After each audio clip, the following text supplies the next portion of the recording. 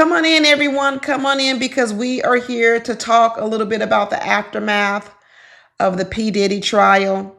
We know the outcome. We know the outcome. Yes, we do. But y'all, I still got questions. I still have questions. And you know what? I can't even figure it out on my own. So I said, what should I do? I should come right here on YouTube and I should ask all of you because I know some of you have been keeping up with it and maybe some of you can answer some of my questions. The first question I have for everyone is Alex Fine going to be okay? Is he going to be okay? And can Cassie's marriage survive this? Can Cassie's marriage survive this? I know he has professed publicly his love for her. I know they just had a baby, but I'm really, really concerned that can a marriage survive this? This is big, y'all. This is big because let me tell you why I think it's big, which leads me to my second question. Do you think that Alex knew everything? Really? Do you think Alex knew a version of Cassie's story and not the version that we end up hearing here on trial? Do you think he knew how much she participated in this?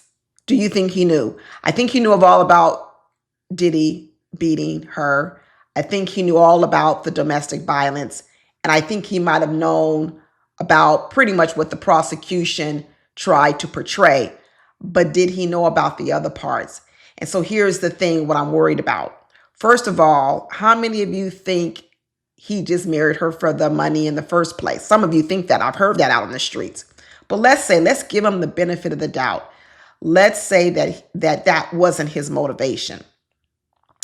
After he heard Cassie's story about how she was abused and beat upon and drugged and all these things, the version of her story, do you think he was the one that encouraged her to file the lawsuit against Diddy? I actually do. I think that he was the one that encouraged her because I think he knew a version of her story and I don't think he knew the whole story. And so if I'm Cassie's spouse, if I'm Cassie's friend, if I knew the version that I think Cassie told him, if I knew that version of the story, I would be like, yeah, you need to sue Diddy. You need to, it may be too late for you to bring charges for domestic violence. It may be too late for you to bring charges about the things he did do to you, even as an employee of his company. But you need some retribution. And so I think you should file the lawsuit. Now, had I known the entire story now of really just how much Cassie was involved, I wouldn't say I wouldn't still tell her to file it because that's a lot of money. That's a lot of money to get. That sets you up for life. 30 million, 40 million, you set for life. You don't have to work a day in your life again. But I would know now the downside. You see, when you don't know the whole story, there's really only upside because you realize at least I can possibly get some retribution for what he did. But the downside is it might tear your marriage apart. It might change your public image. It might change a lot. And I think that this trial changed a lot. I think Cassie got a lot of money, which I believe she should have received financial compensation, especially since a lot of the crimes that Diddy committed against her in terms of the violence, she really wasn't able to use the law for any type of retribution in that area. But here's the thing. Before the feds brought the case, technically you could say that Cassie was a victim of Diddy in terms of domestic violence. But you could also say that all of the male sex workers were victims of both Cassie and Diddy. You hear what I'm saying? You getting where I'm saying? So on one hand, you are a victim of some of the things that Diddy did to you. But in another way, when you start to hear now, all of these male workers are coming out and they're giving testimony. I've been watching them on YouTube. I've been watching them. And they're making some good points. I'm not going to lie. Some of the good points that they're making is that why weren't they protected by the government? Because if you think about it, a lot of times it is the sex workers who are deemed as the victims, and the Johns and they're typically trying to also protect the sex workers as well. But in this case, a lot of the protection was really just sort of reserved for the ladies who were victims of the domestic violence with Diddy. There was not a big concerted effort to even protect the male sex workers. It's almost as if they're not victims. It's almost as if the prosecution didn't even view them as too much of a witness. Even when they did call the sex worker to the stand, if you think about it, they really called the sex worker to the stand not to protect him, but to use him to help paint Cassie as more of a victim. That's really what they used him as.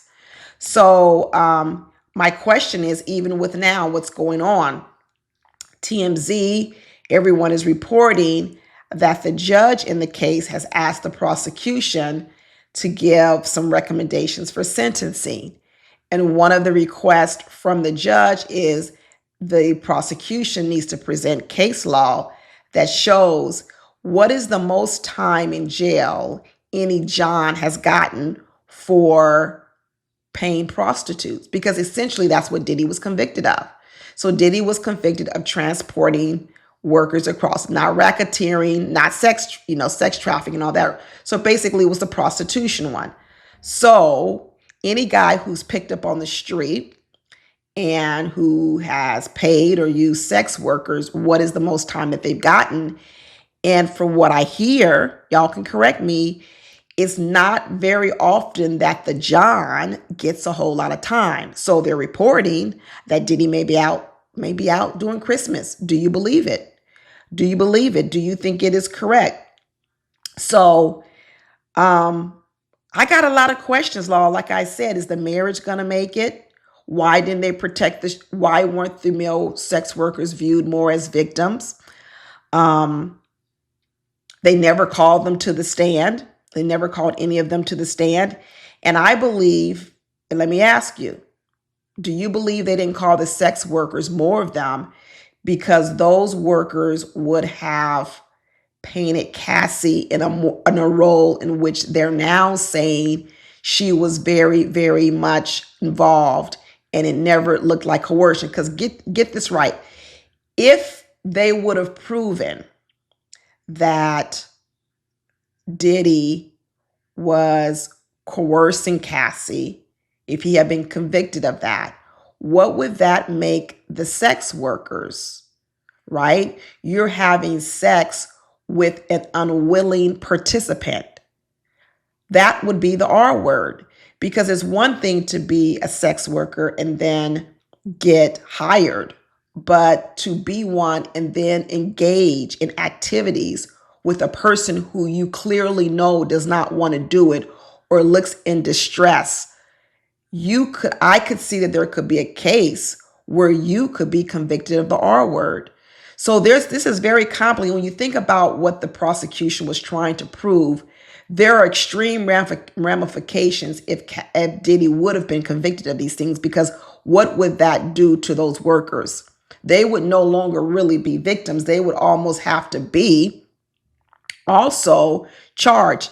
Now get this right. Remember, none of the people that testified in this trial testified voluntarily. You hear what I'm saying? Isn't that odd that everyone who testified against Diddy had to be forced? Even all of the ladies who were victims of the domestic violence, they still had to be subpoenaed. They still had to be forced, including Cassie. I don't think Cassie would have ever wanted to bring any criminal charges against Diddy. I think Cassie was going to be just fine with the civil lawsuit and the settlement of $30 million, and she would have gone away real quietly. I think she would have. But in a lot of ways, I think that civil case gave the government even more fodder to go ahead and move forward with their case. So in one way, Cassie came forward in order to receive financial retribution for what was done for her. I do believe her husband encouraged her, which is fine. And I think that coming forward, what it did was, I don't think it was the outcome they originally wanted, she and her husband. I think the outcome they wanted was to get the money, get the retribution, go away and live a nice, happy life. But the government said, no, no, no, no, no. This is what I think. The government said, no, no, no, no, no. We want a piece of that pie. Because I never could figure out what was the purpose of the RICO charges. I always felt that the RICO charges were a stretch. I never understood why they didn't come up with more appropriate charges for Diddy until I learned that when you can convict a person of RICO charges, that allows you to confiscate and take any money that was earned while that person, that criminal, was engaged in that sort of criminal activity. So get this right. In a lot of ways, I do think it was a government money grab. I do. And I think the law that would enable them to get the money from Diddy, just like they saw the money grab that in a lot of ways Cassie did, was we would need to prove RICO, because that's the way we can grab the money. We'd have to tie his business to the crime. And once we tie his business to the crime, then what we could do is we could grab the $400 million that they were going to be able to get from Diddy. That's what they were going to take from Diddy. Because I never could understand the purpose of the RICO, right?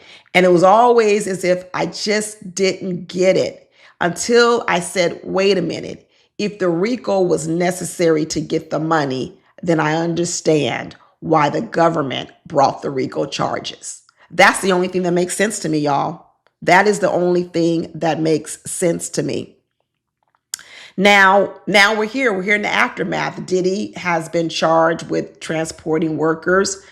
Everyone got immunity who testified. Everyone has been getting checks from Diddy. So I think a lot of these people felt, even though they suffered through the abuse, I think a lot of them were like, well, I got a check out of it. And I don't think any of them were ever going to bring any charges, because Diddy didn't stop beating women after Cassie. Aren't there some women who has still recently been abused by Diddy? Where are those women? Why aren't they actually testifying against Diddy? Because I wouldn't think the statute of limitations have run out on them. It seems the only reason why people were really even bringing any of these cases against Diddy was for the money grab. For the money grab. And once he pays the money, they could care less about the criminal charges. Some of the testimony, or not testimony, but the interviews these male workers have been on these interviews doing, was they really start to lay out even more of how much Cassie was involved in hiring them, how much she enjoyed what they were doing, and that they didn't witness coercion. And a couple of them are even talking to the point of that this whole lifestyle that Diddy and Cassie had centered around the idea that Diddy has a little bitty peen. Okay. Because my questions around, how did this lifestyle become of interest? It can become of interest a lot of different ways. But now one theory that is out there that is being pretty much portrayed by a lot of the workers is that the reason why this lifestyle with Diddy became so prominent in his life was because he has a small peen. This is what's been told by a lot of the workers. Now, if you remember a lot of the rumors out here, the story has always been that Diddy violated other people, other men, young boys. And none of these young men or young boys were testified. And most of it is just internet stuff. So I'm starting not to believe it. You know why I'm not believing it? Because if Diddy does have a small peen, they would have been talking about it too. And If the reason why Diddy invited these workers into the bedroom with he and Cassie, and if the reason was because Diddy was ashamed and Diddy is embarrassed and he has low self-esteem surrounding his small peen, and he brought these women into the bedroom to please Cassie, I'm starting to believe this because all the other rumors about these parties and wild, sex parties and stuff, none of it really has seemed to come to fruition. And if Diddy really does have a small peen, I would think he wouldn't want people knowing that and seeing that. And that's why this stuff that was going on was very private, very private. I'm starting to realize that this was private because if this is true about Diddy's peen, he would not want a lot of people to know that, which is why he was very protective over the whole situation. Now, they're saying that that is the reason why he brought in the workers to also please Cassie because he was not able to please her in that way. And oftentimes he would try. And what the workers are saying is oftentimes Cassie would demean him and put him down and talk about him, which led even more to more domestic violence. You hear what I'm saying? Even Cassie testified that she started to fight back. She started to say things. This was a situation where I can see that Diddy was physically, verbally, in a lot of ways abusing Cassie. But I'm starting to believe that this whole story about the little peen is true. And if that is true, I can imagine that Cassie would use that also, the power of the tongue. Ladies, that is our weapon. We can't fight no man. We can't beat up no man. So when we do want to fight back, we're going to fight back with our tongue. And I would imagine that would be the weapon that Cassie chose to use to fight back Diddy when he was physically abusing her. And I believe it probably was in this area of a little peen. I do. And also what a lot of them were saying on the interviews is that another source of the anger and the fights between Diddy and Cassie were surrounding that Cassie would call these workers outside of the sanctioned freak offs with Diddy. And the workers would be like, are you supposed to be calling me? I don't think you're supposed to be contacting me. But Cassie would try to forge conversations with them. And that would further piss off Diddy, which would lead to other fights. I believe it because this is kind of what we saw with Kid Cudi and also with Alex Fine. We saw a pattern with Cassie whereby when Diddy would introduce Cassie or facilitate any type of meeting, whether it be with these workers, whether it be with a workout person, whether it be with a record producer, somehow or another, every relationship or involvement Cassie had with a man turned sexual. And I think that also enraged Diddy. So when we say Diddy was very possessive over Cassie and that he had people go with her everywhere she goes, I can see it. I can see that Diddy didn't also trust Cassie because there is a pattern. I'm not going to lie. Y'all know I love patterns. There is a pattern that it seemed that Cassie didn't always have the ability to have just male friends. The male friends she did have who testified in the trial, he was with the queer community. But I could see there being a reasonable thing with Diddy that if I hook you up with a music producer, you're going to sleep with them. If I hook you up with a workout person, you're going to sleep with them. If I hook you up with these workers to come over and pleasure you and please you, then when I turn my back, you're going to call them behind my back and you're going to sleep with them. See, I don't think Alex Fine knew all of this. I don't. And so what I'm wondering is, can they survive? Because if Alex Fine looked at himself as a hero, a captain save a person, he looked at Cassie initially as a complete victim. And I don't want to say she hasn't been a victim of things, she has, but she is not a complete victim in every scenario. But if that was what Alex Fine fell in love with, if he fell in love with the same image the prosecution was trying to paint, which is the weak, woe is me, Cassie narrative, and he looked at himself as, I'm going to save her, I'm going to nurture her, I'm going to love her back to health. What happens when you find out that that person was also a contributor? And what if you weren't told the real story? Does that change the foundation of your marriage? I think it does. I think it changes the foundation of the marriage. Now, will they be able to get through it? I don't know, because here's the thing.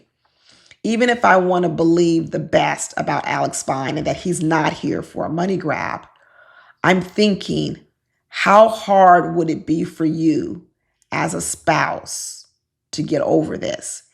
And if it's hard for 9 out of 10 men, 8 out of 10 men, what we're banking on is that Alex is the unicorn. Alex is the one out of 100 men where they can get over this. Or is Alex going to be just like most men? That's the question. Is it possible to get past this? It is possible, but is it plausible? Are the odds against Cassie that a man could get over the type of testimony that we heard and now know that their wife wasn't a complete victim in all the scenarios, and that your initial story that you were told wasn't the whole story and it wasn't the truth? And that when you encouraged her to do what she needed to do to get retribution, to file the lawsuit, to get the money, you encouraged her even though you didn't know the whole story. And now that you've encouraged her, that step also will tear the marriage apart. Some people think he was plotting all along. I'm going to really hope that's not the case. But he is, in a lot of ways, no different from a lot of the other men in Cassie's life, because we've seen Cassie turn her male relationships into sexual ones. And so that's what she did with Alex Fine. I don't think money you receive in a lawsuit like Cassie did is community property. I don't think it is. So even if they did divorce, he doesn't necessarily get half of the $40 million, because she got money for something that happened prior to marriage. But, and this is a big old but, he can get a lot of child support. If you got 3 kids and you break up, his child support could be hefty. Hefty. She could be paying a lot of child support for 50-50 custody. So I don't want to think the worst, because that would be even a worse ending to her story. A worse ending. But we shall see. But all those questions I had, y'all, what do you think? What do you think about some of the stuff I said and some of the questions I posed? Let me know your opinion. I can't wait to hear what y'all got to say. Anyway, that's it. Talk to y'all later. Bye.